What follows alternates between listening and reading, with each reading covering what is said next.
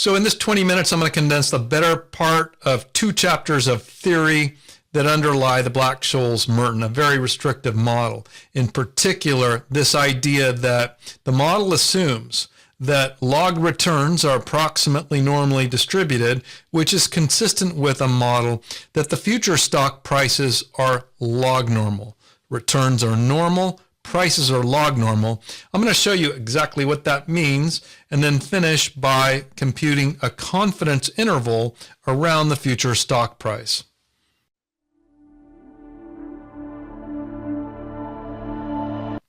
Now, the Black-Scholes-Merton has many flavors or variations, some of them quite sophisticated, but if we go back to the original Black-Scholes-Merton model, it is the elegant solution to a differential equation, and that differential equation requires several assumptions. I've listed all 7. These are from John Hull's chapter 15, which is my context here.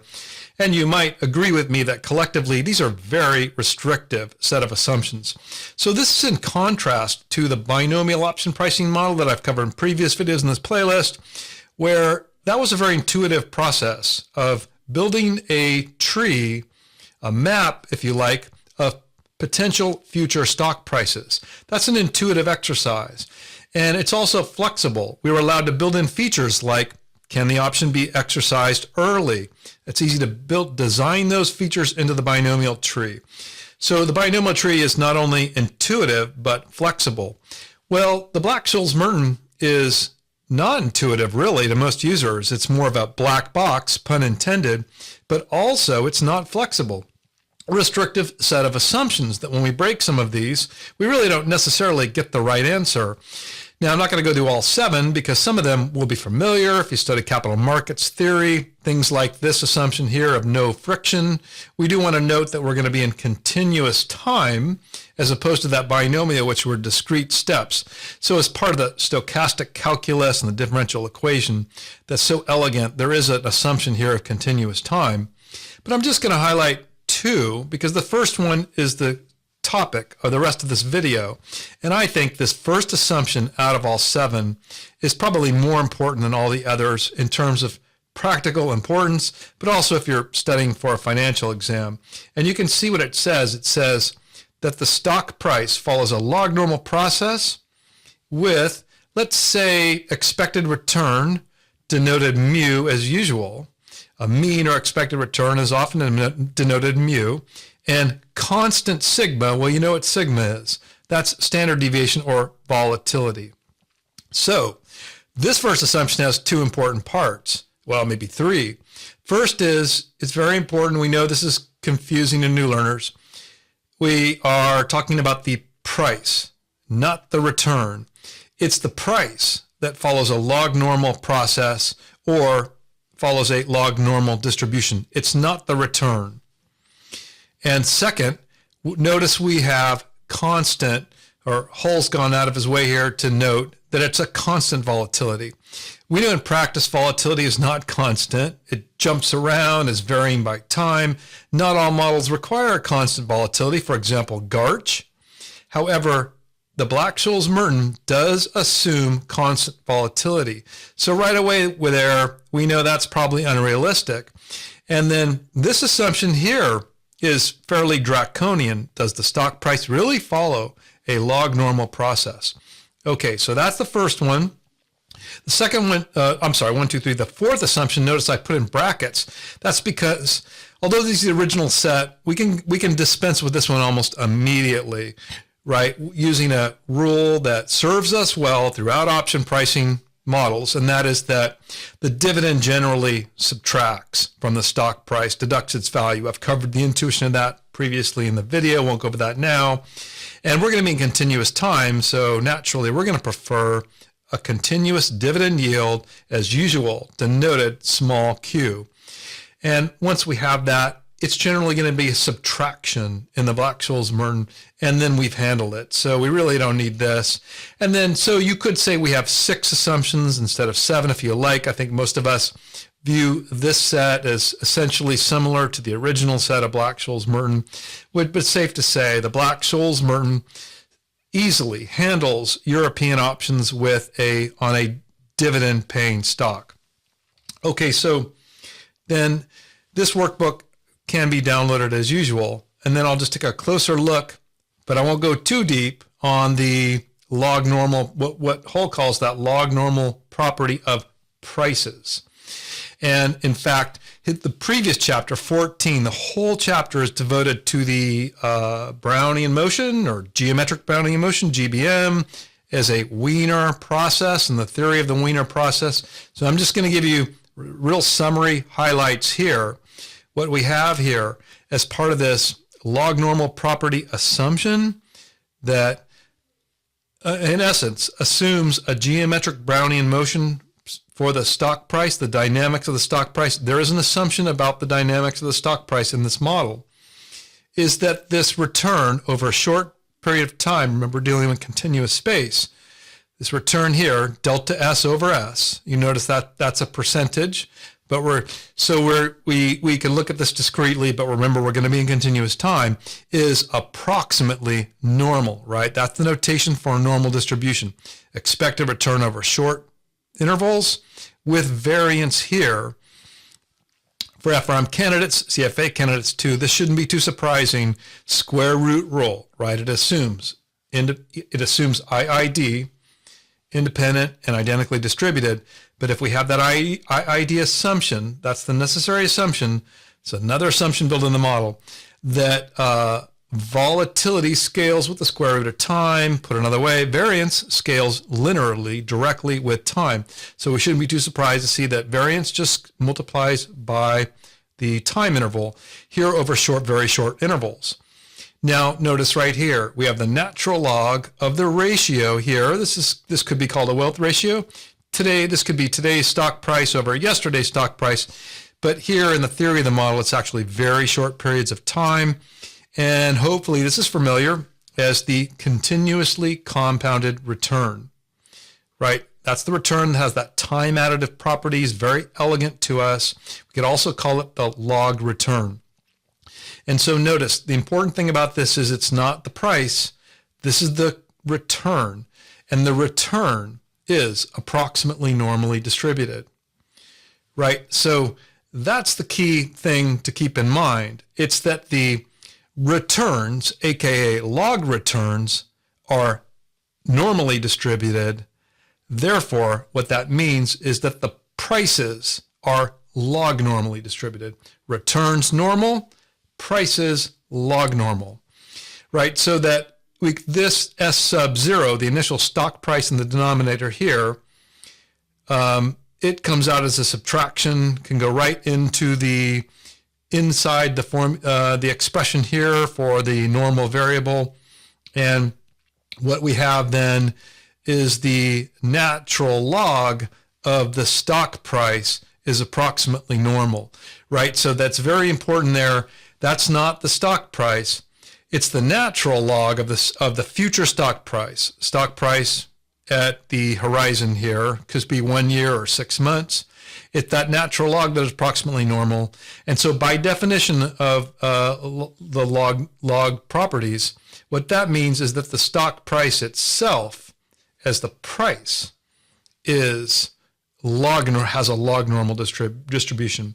So the other part of this that is almost always confusing to new learners and is really based on a theory upon which a whole chapter or more could be devoted is this expression in here. The fact that the expected return here is not just the same mu here. And a real short, easy answer to this, as Hull puts it, is to keep in mind that expected return has slightly different definitions. So expected return, the mu itself is ambiguous. And I prefer the other intuition here, which is that volatility reduces returns. So we have here an expression, mu as the expected return, and we subtract 1/2 the variance. And in fact, in Hull's chapter, I would call this an analogy. He uses an analogy to explain this. And I've used some of my own numbers here just to highlight how we can understand that analogy. And I've done something very simple. I take an initial price of 100 over, let's say, 5 periods. This could be 5 months if you like. I just made up some variation so that each period there is a simple return for each period, right? 100 goes up to 112. That's a 12% return over the period. If we take the average of those period returns, in my case, I deliberately chose them, so it's a nice round arithmetic mean of 3%. By analogy, we can think of that as the mu, this mu here for the expected return. On the other hand, if I want to take the geometric mean, which is the same as the compounded annual growth rate, right? I divide the ending price of 111.04 by the 100. I raise that to the 1/5 power and subtract 1. And that's my geometric mean. In other words, my 100 compounded geometrically, or at a compound annual growth rate of 2.12%, gets me to the 111.04. You've probably seen this before. This question of what's the average here of a series of returns is ambiguous until we get more specific. But the point here in the analogy is that the geometric mean is always going to be less than the arithmetic mean. The arithmetic mean is analogous here to this mu, and the geometric mean is analogous here to the arithmetic mean reduced by 1/2 the variance. And in fact, if you'll notice, I've done that calculation here. I took the arithmetic mean and I subtracted the variance, or the standard deviation of this series squared, variance in the numerator divided by 2. So I've performed that calculation here. And just depending, it's always going to come out as an approximation somewhere near. My approximation here is going to approximate the geometric mean, and the point is that, let me put it as simply as possible, volatility erodes my geometric mean. Volatility erodes returns is how I like to think about it. So over a short period of time, the mean return is in fact mu times that very short interval. But the expected continuously compounded return over the longer interval is actually mu minus, reduced by 1/2 the variance. So it is dragged down by volatility. So that's the key expression here.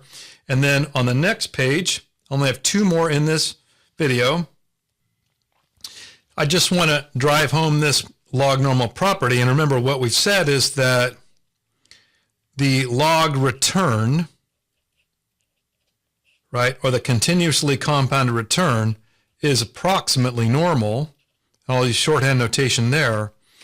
And what that means is that the price, the future stock price, is approximately log normal. And here, again, in the worksheet, and you can, so this is dynamic, including my bins, I think they work here. You can put in assumptions here. I have an initial stock price of $20, mu of 9%, sigma of volatility of 30%, and then a 1-year time horizon. And then what I've just done is bin out here the future stock price, right? Not the return. So the log return is approximately normal. The future stock price here then will exhibit here a log normal distribution. So you can see this prices, these bins are based on the math here, so they're not so clean, but I've got, looks like about $8.28 over here, going up to 43 and then even more. And so this is log normal. Hopefully you agree with me, it's not symmetrical. We can rule out the normal distribution, but importantly, it's non-negative, right? So these are all positive values in the log normal. That means the future stock price can't drop below 0.